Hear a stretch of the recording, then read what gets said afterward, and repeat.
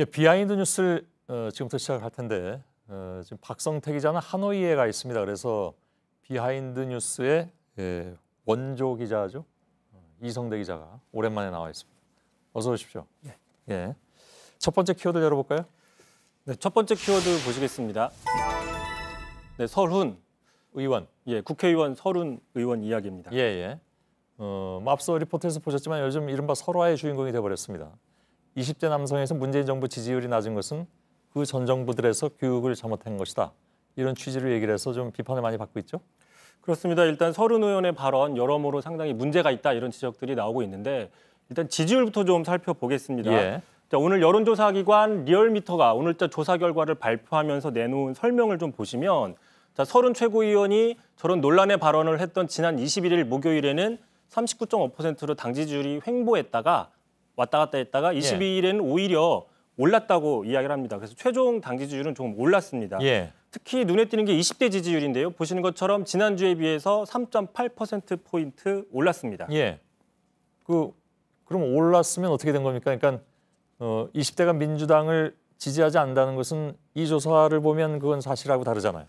그렇습니다. 일단 앞서 그 박유미 기자가 보도했던 리포트를 보시면 20대의 경우 문재인 대통령에 대한 지지율이 지금 최근에는 하락 추세에 있는 거는 맞습니다. 예. 다만 정당 지지율의 경우에는 다른 정당들과 비교해서 여전히 더불어민주당의 지지율이 제일 높은 상태다. 이렇게 얘기를 할 수 있는 거예요. 근데 어쨌든 그동안에 여당 주변에서는 20대 남성층 지지율에 대해서 좀 우려가 계속 나왔다는 건 사실이잖아요.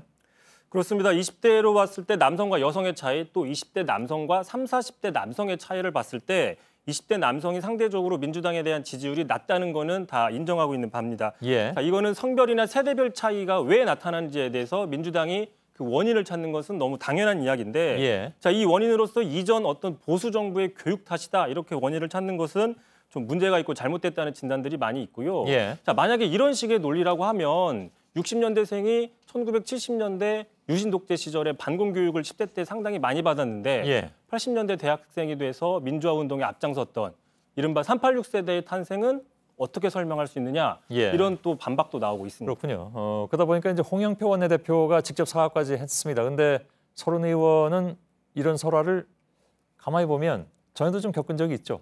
이런 비슷한 사례가 과거에도 좀 있었습니다. 지난 2014년 나이가 많으면 판단력이 흐려지니까 집에서 쉬시라. 좀 이런 발언들을 해서 논란이 됐었는데 자, 직접 한번 들어보시죠. 예. 79세시면은 이제 은퇴하셔서 쉬셔야 될 나이 아니겠습니까?